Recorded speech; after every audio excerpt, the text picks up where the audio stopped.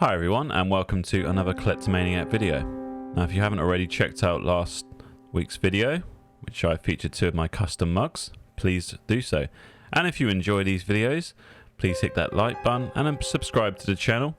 That way you get alerts when a new video goes live, and it would also help the channel out. Today I am back with another 1/6 scale custom piece by One's Customs Figures. Now this piece is called Deborah's Son, and believe it or not, have a guess when this piece was made. 2014. So for me, when you immediately look at this, it doesn't look its age. But anyway, this is one of the earliest pieces I actually own, and I bought this on eBay, believe it or not, guys. Yep, back in the day, you used to have to bid on these pieces of art, and it was far more of a free-for-all, so it was actually pretty tough to get some of these pieces. Especially if you weren't US based like myself. It was maybe staying up to around 2 in the morning, or sometimes waking up as early as 6 AM to make sure you get that last minute snipe bid in. The piece itself comes with Myers, as you can see, the fire axe, and a themed base. Now this piece is based on the dream sequence scene at the beginning of Halloween 2, or Rob Zombie's Halloween 2. This is the extended edition, and as you can see from the base, it's actually very effective in that it's meant to portray the rain-soaked kind of parking lot or roof area that Michael Myers would have been stood on. You can see that one's, I believe it's almost resin or some kind of glue put onto the base, but he's left obviously the imprints for where Michael was meant to be stood on this base. We can see it from different angles here, and of course we can see the familiar One's Customs signature on the bottom from 2014. Looking at the boots of Myers, you can see these are fairly accurate to the on-screen boots that he wore. They have the kind of leather at the front to reveal the toe caps worn away. Again, these are done very nicely. They're weathered nicely. There's spots of blood and dirt. Again, accurate to the film. Moving further up the piece, you can see he's wearing a pair of what I would consider fairly accurate coveralls. I don't know if these are made by Tenayla, but they're looking very well fitted.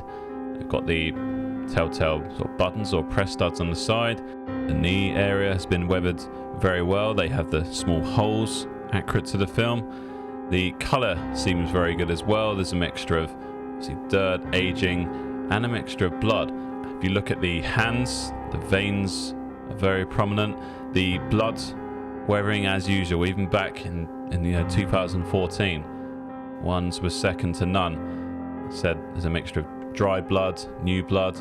The other thing which is very evident on the coveralls, which is different to a lot of these H2 or even H1 pieces I've seen, is that there's this almost gloss to them, which makes sense if this is supposed to be the dream sequence, as these coveralls were meant to be soaked. Now, it's not quite as whereas what it was showing in the scene, but it shows that a lot of thought has gone into this scene, and I believe this is the only kind of dream sequence Deborah's Son, at least out in the rain version, that I've ever seen. Correct me if I'm wrong in the comments, guys. Then lastly, if you can look at the chest and shoulder area, there seems to be even more of a gloss to this, which makes sense, as these would be the first points that the rain would hit, of course. Now as we come to the fire axe, see this looks about to be the right length that it was in the film of your typical fire axe.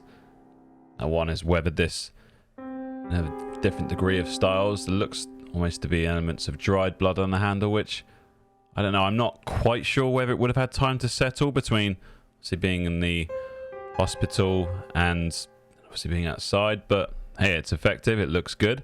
Then if we look at the head of the fire axe, again there's a mixture of dried and almost kind of congealed blood. Again, the colour looks right.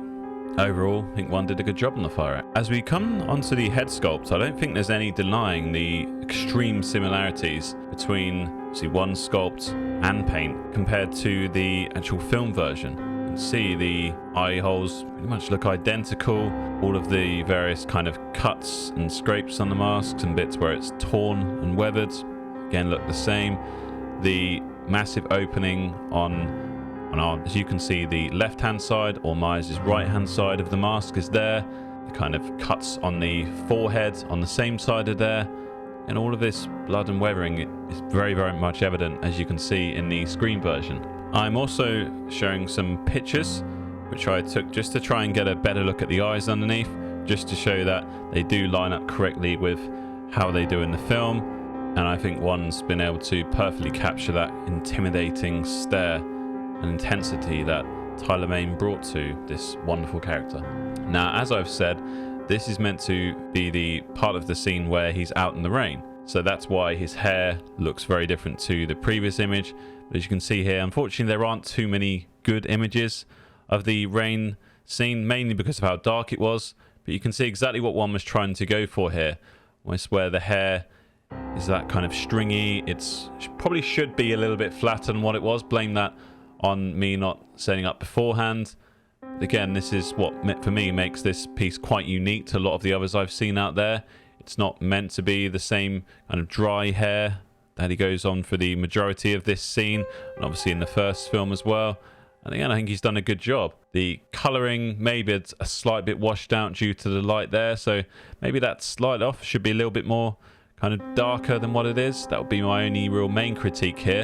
And I think the only other kind of fail here would be that the mask should have been given far more of a gloss, kind of rain-soaked effect, just like the rest of the body has, and almost to match the fact that he is meant to be outside and to match the source material. I think overall though, even by the fact that this is 6 years old, one did a real incredible job on the sculpt and the paint as well as the weathering, and I liked what he was trying to do with the hair to simulate the fact that it is rain soaked. To sum up this piece, I think despite being 6 years old, I feel it holds up incredibly well. The head sculpt, of course one has made a lot of progress over the past 6 years, but I still think it looks really, really accurate to what it did on screen. Now, of course, there could be some slight refinements, there's no denying that, as well as the paintwork, but this is very much still a product of the time. He was aiming to capture the dream sequence scene where he's out in the rain, and I think that's very reminiscent of that. Now, when you compare this to the newest version, which is from H1, but it still should represent him in terms of the physical body size, the height is very, very similar.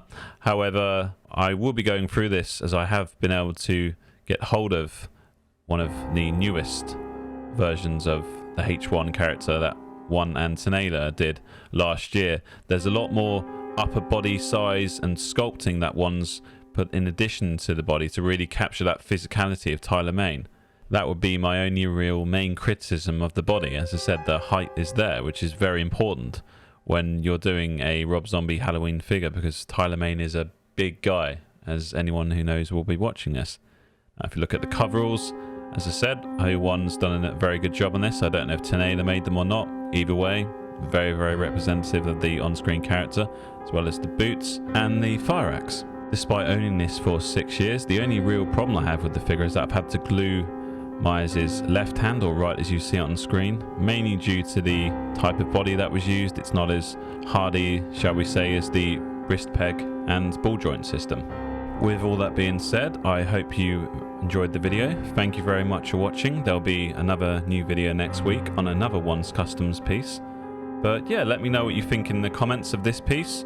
Do you think it holds up well for the time? Does anyone else have a Deborahs Son rain-soaked version done by One's Customs? Yeah, let me know, guys. Thank you very much for watching this Kollectormaniac video. I'll see you in the next one. Goodbye. Now, as we come to the fire axe, I'd say, and it looks just look like